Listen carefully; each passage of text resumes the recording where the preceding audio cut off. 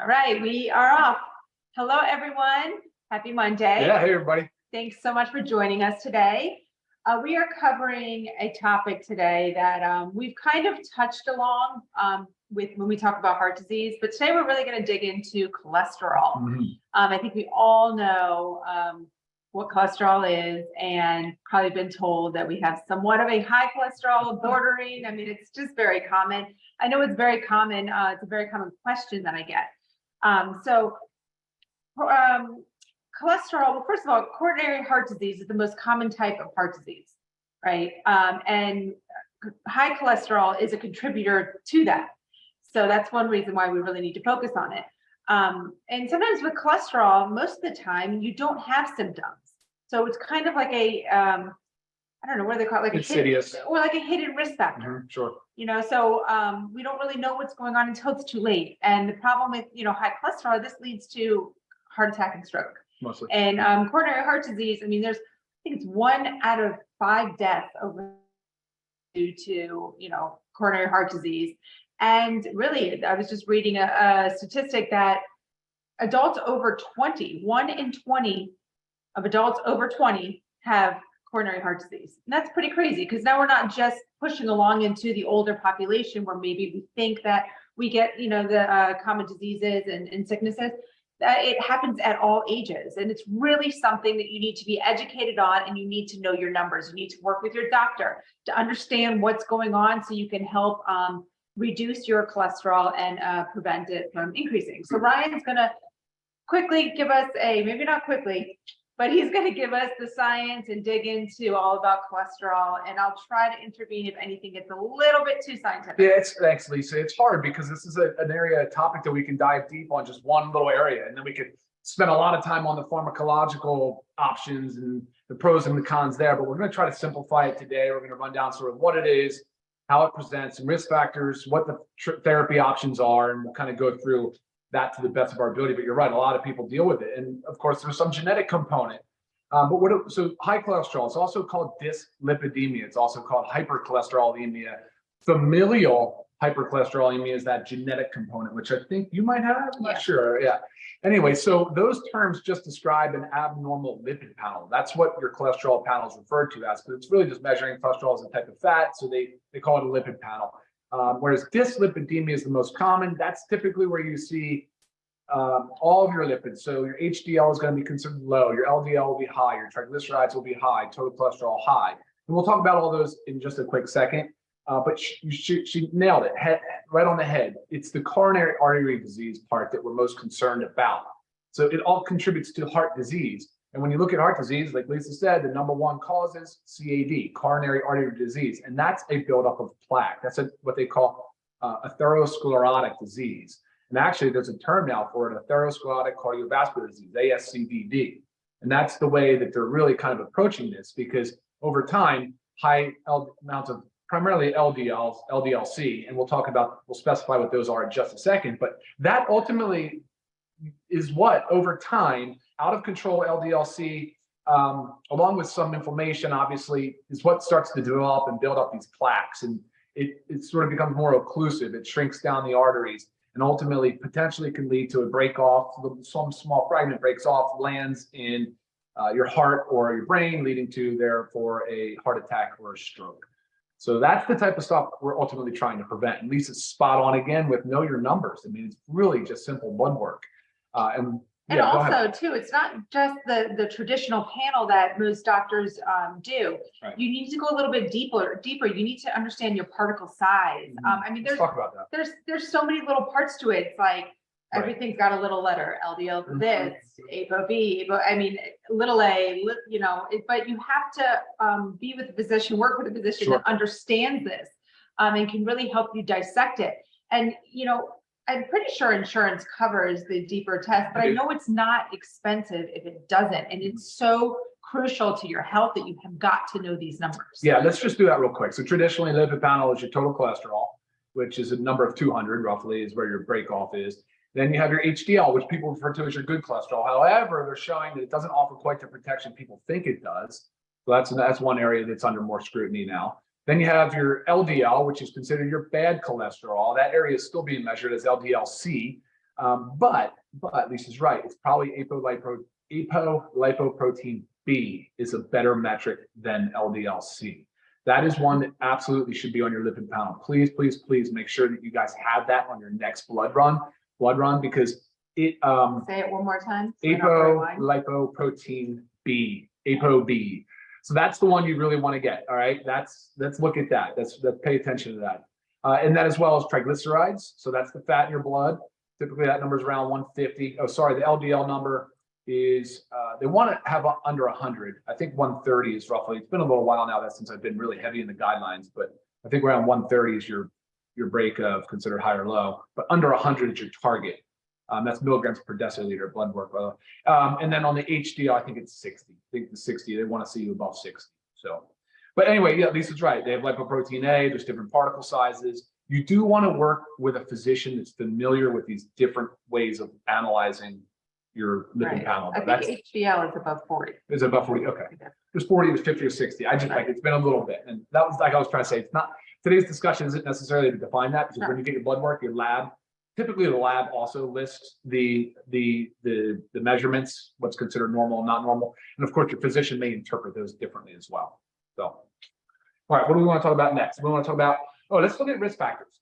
We know we're going to talk about, there's 3 risk factors. There's smoking, out of control. So we're not going to talk about smoking though. Just the guys assume that if you're smoking, you're increasing your risk exponentially. It's just LDL up, yeah. HDL down, Yeah. triglycerides up. I mean, no matter what. The second main risk factor is your out of control high blood pressure, so hypertension. So that's an area we have to get under control. We have to be extremely prudent with that. Get an at-home blood pressure monitor, please. Know your numbers and test properly. Follow the directions on how to get the most accurate score. Watch YouTube, whatever it is. And then I think the third one is apolipoprotein B or LDL-C, right? Just so the third one is really that LDL concentration and making sure that we know what that number is and working on lowering that as much as possible. I mean, other risk factors, of course, we know are sedentary lifestyle, obesity. What are some others, Lise? I mean, insulin resistance. We just did a Zoom on insulin resistance. I would love for you guys to watch that as well. There's a lot of weird overlap, and they share a lot of the same type of risk factors as different disease states, whether it's insulin resistance, diabetes, dyslipidemia, hypertension, so there certainly is a lot of overlap. Right. And I mean, of course, diet, high processed foods. Sure. That And that's a question I get. That's a question I get a lot. I'm sure we'll talk about it. But should people avoid saturated fats if they have a high LDL? It really, the research is really showing now that it depends on the quality of what you're eating. So like going to McDonald's and getting a hamburger is different than eating like a grass-fed, lean red meat hamburger. They do very different things to your body. Same thing goes for, coconut oil. That is high in saturated fat, but that is also proven to help and benefit markers for heart disease and inflammation. Yeah, and inflammation. So it really just depends. But like, you don't want to be getting your saturated fat from high processed foods, from fried foods, from fatty meats that just are I guess unclean. I don't know. Sure. I follow you. You have to buy good meats. You have to buy good meats. And even there's some benefits to like high fat or full fat dairy, but it also has to be like, a grass fed organic dairy.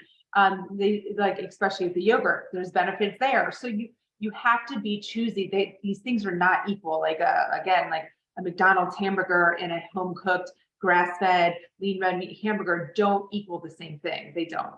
No, I agree. All right, let's talk about presentation. You did say that it's kind of sleeper. Most people don't know they have high cholesterol, especially if you have familial hypercholesterolemia. That potentially can present in young children. So again, knowing that if you have a family member that has either died from a cardiovascular event or had a cardiovascular event, has high diagnosed LDL, you should know. You need to know your numbers. You certainly need to know your numbers. For the most part, though, the presentation is insidious, which means it's really unknown and continues to get worse over time until potentially there's a cardiovascular event. So myocardial infarction or a stroke. There are some things though, like erectile dysfunction, poor blood flow, poor perfusion. So, either intermittent, it's called intermittent claudication, or peripheral artery Which is disease. like the cramping of pain the and cramping, calves, right? And also then I'm talking about too some of the peripheral neuropathies, even though it's more to Gotcha. do with PAD, the peripheral artery disease. So there are some things that start to have indicators, but typically, and most people we're seeing is it's a lifestyle thing. They're presenting with insulin resistance or type 2 diabetes at the same time. And a lot of it has to do with sedentary lifestyle and poor nutrition. Right. And always too, just remember even though obesity is a big contributor and big risk factor for heart disease, and typically we think those that are obese also have high cholesterol, it doesn't have to be that way. You can be skinny. Oh yeah. And have high cholesterol. Yeah. I mean, just same thing with you could be skinny and have diabetes. So you really have to know what's going on inside your body. It's not necessarily, what you see. All right. I know you guys are not going to be surprised by this, but let's start with treatment options. We know big pharma is involved here big time. And again, I'm not going to opine on that exactly, but I will tell you that the guidelines still specify that lifestyle changes is number one. Always, always, always lifestyle changes. And that's the message that we're trying to convey to you today. Probably because the insurance, the way that, especially on the American side, the way that our chronic disease is managed, it's all done through insurance. And it's all done through, reimbursements. And there's not much there when that first diagnosis comes in with dyslipidemia or lifestyle changes. I mean, hopefully there's at least an introduction, like a conversation on it. But then you're sent home and left to figure it out all by yourself. And that's not cool. Like, that's seriously not an easy thing to do. It's awfully intimidating at times. And so that's part of the reason why we do these Zooms too. We get a lot of questions, and it's helpful for us to have this content to share with everybody and to let you know that the first place, and of course the most impactful, is lifestyle. And it's not just supplementation. We'll talk about that in a minute, but certainly we'll go through that, because beyond that, the next thing is statin drugs. And we know that statins are widely used. I don't know, in America alone, I think it's 40 million people are on a statin drug, and that just number continues to climb. They are effective in a lot of ways, but they come with some downsides. And I always talk about from a drug-induced nutrient deficiency, right? We've done this, I believe, the video. We've done a drug-induced nutrient deficiency Zoom on statins. I think we've already done it. But nonetheless, there's quite a few things that happen when you go on a statin drug. And that's what I want to touch on real quick now, Lisa, and then we can jump into some other things related to stuff. But real quick, it could deplete your body of, so if you start a statin drug, it can deplete your body of coenzyme Q10.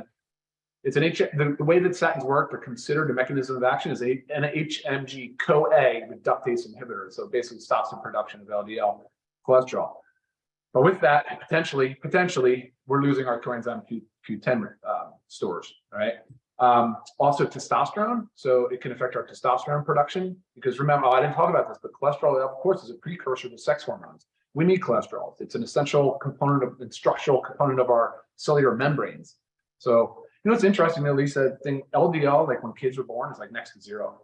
And then, like, I don't know, in their early years, it's only like 10 or 20 milligrams per deciliter. And then over some stage in our life, it starts hitting. And we're undergoing the most rapid brain development and as a child in the first year of life, and second, third, and fourth, fifth. And so your LDL is so low. So for the people that say you need high LDL numbers, I'm sorry, I'm just not in that camp. Right. Yeah, I do support aggressive LDL lowering. I really do, but I want to do it as much as possible with lifestyle. Right. Right. So lowers, I said testosterone, because we know it's a precursor to sex hormones. Lowers vitamin D, right? We'll talk about that. That's an essential. We need our vitamin D. It lowers vitamin E, lowers selenium. I think that's it. Maybe a few others. Let me see if I have. Carnitine. Carnitine, zinc, copper, and omega-3 fatty acids. So omega-3 fatty acids as well, which we'll talk about because of the factor form. Right. And even though, this statins do deplete certain minerals and they can have side effects within your body, Yep. It is still, it's very important to be on them if you need to be on them, because the risk. The risk reward, yeah, sure. It's just more important to have your cholesterol numbers down. What the goal is here is to really help you. Say you are on a statin or cholesterol lowering medication. Our goal here is to help you start to decrease naturally through lifestyle and supplementation. And that way you can work with your doctor. Maybe as your numbers start to decrease, then they can start to decrease your medication. And the end goal is eventually to be off the medication. And I've seen that before. Always, 100%. This is always doing this with your physician. I mean, my dad is one of them, but it's still a constant battle. Like he can't slip up. What my dad is now off his medication for cholesterol, but if he starts to, deviate into a little bit of maybe not eating as healthy, his numbers are going to go right back up. So you have to really maintain it with lifestyle. Lifestyle is so crucial. Cool. All right. What do we want to talk about next? So I just wanted to tie into lifestyle with our supplements, certain things that help to like decrease our LDL, increase our HDL, and also decrease our triglycerides. And some of those things can Did you say that correctly? I'm sorry, did I hear that properly? Decrease LDL, increase HDL, and decrease triglycerides, if I did not say that correctly. But one of the big things for LDL is high fiber foods, soluble fiber. Soluble. Thank you, fiber. And that's a case of fiber in our coffee. We've added that in there. So that's just another benefit to our coffee. But you can also get that with eating high fiber foods, your beans, oats, but always, trying to make sure we're keeping a low carbohydrate diet as well with cholesterol. You need to get rid of all your bad saturated fats. And that's kind of what we just talked about, that like the junky foods of like your dairies and your sorry. I don't know. What are we talking about? No, your red meats and your dairy and your junk oils, right? You want to replace those with the beneficial stuff, the heart healthy stuff. So your grass-fed dairy, your grass-fed meats, your olive oil, your coconut oil, all those things beneficial. Omega-3s. This is fatty fish. So omega-3 fatty acids, actually, the FDA does have a position statement on where they say it's approved marketing or approved claim, health claim, to lower triglycerides. So that is absolutely one benefit of omega-3 fatty acids. There is a prescription drug on the market that does exactly that. Typically, the dose starts around 1 gram, so 1,000 milligrams of EPA and DHA. But truthfully, it's around 3 to 4 grams where it really starts to lower cholesterol. Right, which is what, we always say you can increase. You should increase. Your factor 4, we say 2 per day, but if you're really working on something, you can increase your dose. What is it, up to 8? Well, so 2 of these a day, like this is the dose. 2 a day is 1,000, basically just under 1,000 milligrams of EPA. Which is good maintenance. Good start. Good has good for inflammation, all that, but really you need to increase it to about 6 soft gels per day to get to the 3,000 milligram ballpark to start to lower your triglycerides. Right. So it's super important. And we always struggle, like it's great to eat your fatty fish. I mean, I would eat salmon every single day of my life if I could, but we also know that our sea is not as, clean as it was, and we can start to show buildup of mercury. So you also have to limit that. So that's where it's really great to be able to supplement. So I try to balance how much salmon I have a week, and I make sure I always get my factor 4. 0 trans fats, like 0, even the smallest amount is going to increase, can lead to increasing your LDL. That comes in your packaged foods, guys, like your Twinkies, all that junk that we love, to walk down those center aisles of the grocery stores, and they're all in there. They're filled with trans fats, and legally they're allowed to put on their 0 trans fat, even if there's I think it's 0.5 something. I think it may be 0.5. So just remember those foods, the trans fat is made to increase the shelf life. So it lasts on the shelf longer. So if you see something like there, then it can last on your shelf for 6 months. Red flag, something's wrong. Years, probably. Right. I mean, exercise, crucial. You have got to exercise. Studies show that, especially high intensity interval training. And with high intensity interval training, that's where the most benefit is seen with your cholesterol. You don't have to do that, but more than 1 to 2 times a week. I'm not saying exercise only 1 to 2 times a week. Just incorporate that into your active lifestyle 1 to 2 times a week. Okay. Actually, let me comment on that. I will say, so there's a study, and this is a good, strong study that showed about 50% reduction in mortality for those that started at least 3 hours a week of exercise. And I made a note here. I want to write it down. So 1 hour of strength of the 3 hours, 1 hour of zone 2. Maybe you can elaborate on what zone 2 is, and 1 hour high intensity. So that's like your boxing, your dance, your interval class type stuff. But divided up over the week. Right? Yeah. So 3 hours. However it works for you. However it works for you. Absolutely. Okay. Yeah. And zone 2, that's like your sustained endurance. So you can talk during it. It's not easy. But you you're, can yeah, talk. you're like, okay, yeah, you're having like little conversations. You're not full blown talking. So it's maybe a super light jog. Maybe if you're riding a bike, just get up to where you feel like, you know, you're huffing and puffing, but you can still, again, hold a conversation. That's kind of how to monitor that zone 2. And what did you say? Was that an hour for the week? Yeah, it was 3 hours a week. So Well, 1 me hour of either. each, one I'm gonna hour go of strength. We have 1 hour zone 2 and 1 hour of Okay. high intensity. So just being able to do that, if you can decrease it by 50%, that's huge. 50% reduction in mortality. That's huge. Okay. 3 hours a week. Commit to it, guys. As you said, vitamin D, which is kind of a, you know, this is where it gets. So say you're on a statin and your vitamin, it depletes your vitamin D, but also if you have, if you want to add Even vitamin beyond D, that, most people are low in vitamin D. right. But you need to add vitamin D to get your cholesterol down, but you're taking the statin, they work against each other. So you got to make sure you're taking your vitamin D. Another thing to know is your numbers, because we all don't need the same amount of vitamin D. So if you're based on your blood work, you need to increase your dose. That's why we also have given 60 capsules in our vitamin D. B vitamins. Yeah, B vitamins, the goal to lower huge. homocysteine. Exactly. So I was a very big proponent of making sure the B vitamins were in the multis, and we put them as methylated forms of B vitamin. If you're not sure what that means, we've done another Zoom, everybody can look them up, but that's how you want to consume your B vitamins, is methylated form. Yes. But the B12, B6, and then also the B3. So the niacin in here, niacin is another tool for raising your HDL. So keep that in mind as well, but it'll help raise your HDL. It'll help bring down your homocysteine levels. All very, very important sort of tools to help manage your risk. Right. Increasing more fruits and vegetables, adding in super greens and super reds. And that's for the phytonutrients. A lot of that's for all your phytonutrients, antioxidants, and it's stuff you don't typically eat. They see it under the rainbow, but a lot of these are foods that are super high nutrient density. And of course have a lot of benefit to reduce inflammation. Right. And then you have the protein powder along with, where's our amino acids. Okay. So the goal here is to help you lose weight, because we know that if you are overweight, this is typically common of having poor cholesterol numbers, high LDL, low HDL, high triglycerides, because triglycerides don't just come from like the fats that we eat. What it is also is just extra calories stored that our body doesn't need for fuel right then. That's going to get those fats circulating in your blood. So a lot of times we don't think about triglycerides like that. It can just come from overeating. Okay, so really we need to focus on weight reduction.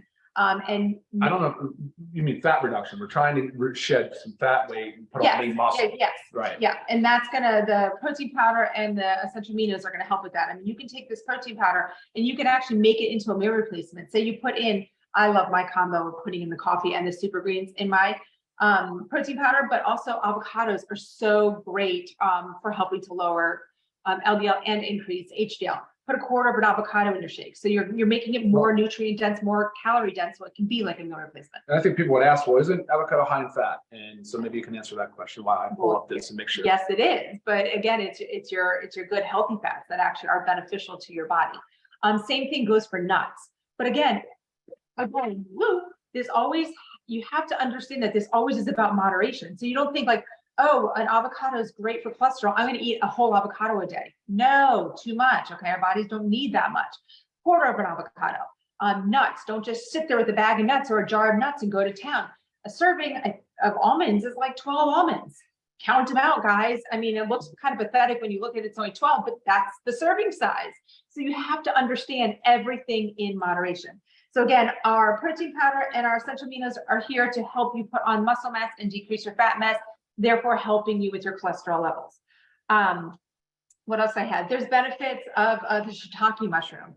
Shiitake mushrooms are also proven to benefit cholesterol, again, in our coffee. Okay, I think that's what. Got everything? Yeah. All right, cool. Besides, just want to let you know too, with triglycerides, I mean, 1 in 4 have increased triglycerides. So we might not think like, oh, man, that's not me. I mean, 1 in 4 people, 1 in 4 adults. So it's pretty common. What are those questions like? I did not read yeah, we covered actually. Yeah, there was nothing new. Okay, yeah, good. We covered a lot. Good. We're good. I think we did great, Lisa. I think that was a good coverage. I really do. We touched on everything except magnesium, but again, that being involved in so many reactions in our body with 300, it has everything to do from sleep, stress, bone, high blood pressure. I mean, so it's another crucial one, because another pillar of health, again, is sleep. We get into that a lot, but that's a lot of times at night where your body starts to take out the trash from the day. So your cellular cleanup is going on. So a lot of what the shuffling around of particles of lipoproteins and cholesterol is nothing more than just that. It's removal of waste and recycling. So keep that in mind, that sleep is also a really important part of this process. But that exercise thing, hit that hard. And I mean, you don't have to go crazy. I'm just saying, start with that 150 minutes, or like we said, 3 hours a week. If you could get that, that'd be even better. But really start there. Make sure you're covering your nutrient gaps. Make sure you're aware of any drug-induced nutrient depletions from taking a statin drug. Make sure you know your cholesterol numbers. Ask for apolipoprotein B. If you're getting totaled, maybe you can seek out a new provider if you're just not happy with what you're hearing from your current providers. Online telemedicine platforms now, and there's functional health providers that can help you understand and can do a little bit more of a deeper dive into your lipid panel. So all very important stuff. Watch out for your insulin resistance, because that is also another big one that contributes to heart disease. But get on the other Zoom and listen up about the type 2 diabetes, insulin resistance. I think this one's a great one. We had the blood pressure one. We had one on high blood pressure, because you heard me say, one of the top 3 risk factors is out of control high blood pressure. So know your numbers. You can do it easily. Blood pressure, cholesterol is an easy blood panel. Lisa said vitamin D is easy. I mean, you can get your insulin resistance done. It's a little harder because it's the oral glucose tolerance test. We talked about it. That's a big one though. So guys, that's the takeaway. I know it's not also super simple, but truthfully, once you start incorporating some of these simple lifestyle measures into your daily routine, it just becomes second nature. And honestly, along the way, I feel like you get better and well and more informed. And you just, I think then you know more, right? So, yeah, you're your own advocate for your healthcare. You need to take charge. You cannot rely on anybody else. And right here, we really have our ultimate wellness pack, guys. You can always add the coffee, you know, into it. And we designed it for this purpose. We designed it because it's for health and wellness. It's not like one thing that's a quick fix. It's overall lifestyle, overall health and wellness. So make sure you get yours today and start reaping the benefits. Any further questions, always available via email. All right, you guys rock. Have a great day. Bye, guys. See you next time. Eventually here, you'll find it.